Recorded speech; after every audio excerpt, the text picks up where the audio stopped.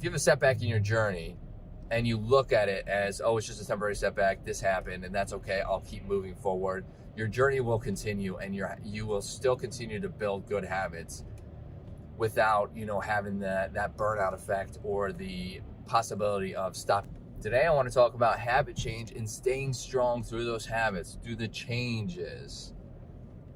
Building good habits is difficult. We know that. I know that. We'll start out with a story, and then we'll get into some tips and tricks that kind of that I have learned to be able to help build my good habits. So when I was, let's start with fitness. My fitness journey, my health and wellness journey overall, I started in 2017, and with that start of 2017, that was when I stuck through and I maintained it. Now, before that, there was several times throughout the years, I would say probably at least maybe once or twice each year, where I would attempt to create better habits, to start going to the gym, working out, to start doing extra exercise if I wasn't doing exercise already, or was, whatever. And I didn't maintain it. I fell off fairly quickly because the habits are just hard to kind of build, right? And I'm sure a lot of people experience this. Well, they do. It wouldn't be talked about as much as it is if people didn't experience it as often. So in 2017, I started my health and wellness journey, and I started working out. I started going to the gym. And I will say the best tip that I can give, the best tip that I can give in regards to starting a fitness journey would be start with a partner. Start with a friend, a family member, somebody who has kind of the same goals as you. They don't even have to be a beginner. Like, if you have never worked out before, you don't have to bring on or start going with somebody who has never worked out before. I as well, but you could just find a partner in general. The partner will help you with motivation. It'll help drive motivation to be able to get you to go to the gym or start working out, go for a walk, whatever it may be. Even if you just go for a walk, walking is very powerful exercise. That partner will be a motivating factor. Will help you guys. You two will be able to help learn what you need to learn about exercise and the benefits, the pros, the cons, how to do them. Timing wise, you can learn together. That makes it even more fun. Learning together is definitely a little more fun than learning by yourself. An accountability buddy, right? You can hold each other accountable, and that is a very powerful tool to use for motivation, just to get going. There are plenty of days where I did not feel like, and this still happens, it's normal, I did not feel like, or do not feel like going to the gym. I'm tired, I'm groggy, or I didn't get a good night's sleep, whatever the case may be.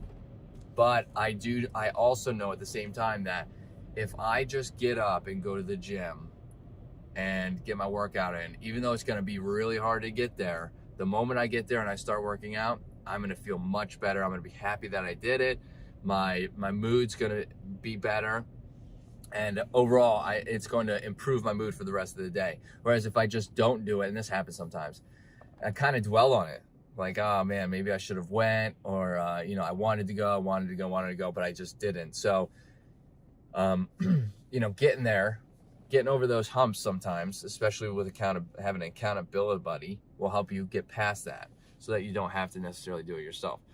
So having a partner, it can be a friend, family member, again, maybe somebody that you just met and they are getting into health and wellness, is a very beneficial, kind of tool to utilize to get your journey going.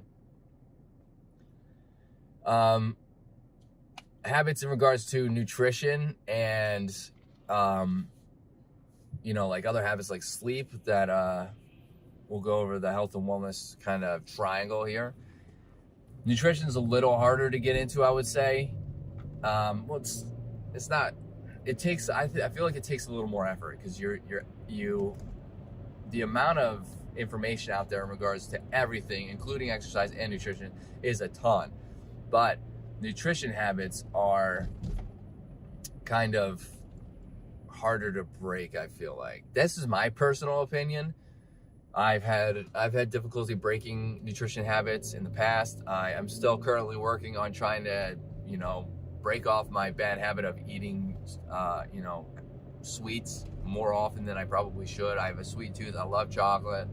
I love chocolate cake. I mean, I'm just gonna go out there and say it. So it happens. Like, even though I started my wellness journey, and I do track with wearables, and I take blood panels to make sure that everything is like, going well on my inside, not as well as just like how I feel on the outside or look on the outside. I still have a sweet tooth, right? So I mean, nobody is perfect, but nutrition is a little more difficult, but it doesn't have to be. So like all the information is overwhelming. Like, don't eat this, don't eat that.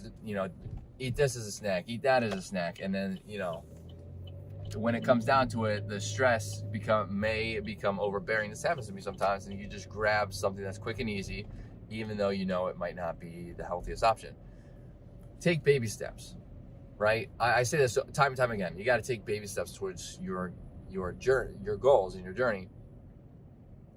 Finding one thing in your nutrition to replace is where you should start, and just focus on that one thing. So let's say you eat cereal in the morning, and that's the first thing you eat, and you start to realize, maybe you don't realize it now, but now after hearing this video, maybe you start to realize that eating this cereal with all this sugar, I kind of do get that quote unquote 2 o'clock feeling where I feel like I'm getting that sugar crash, and I feel groggy, and I feel tired and fatigued, and I feel like I could take a nap immediately following eating breakfast, and it's likely due to that cereal being so high in sugar. Maybe that's what you want to switch out.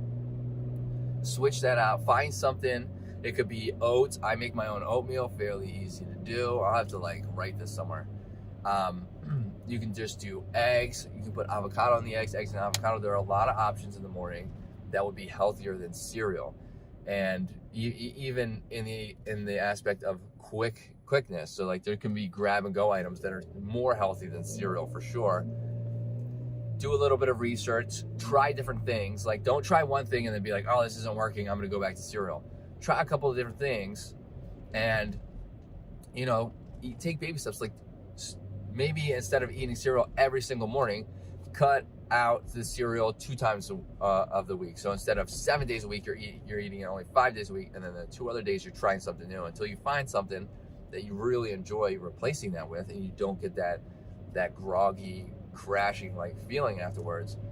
And then start to really slowly fully replace the cereal out, and then go from there. And then after you keep that habit where you're not eating cereal anymore, you feel good in the morning, then you can work on other aspects of nutrition. But pick one thing and focus on it.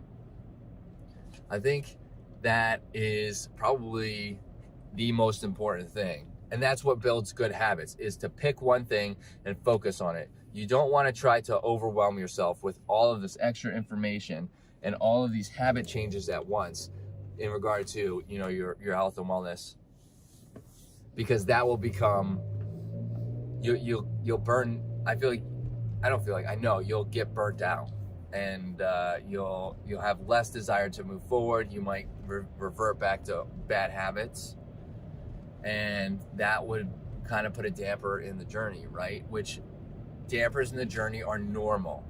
That's a normal thing.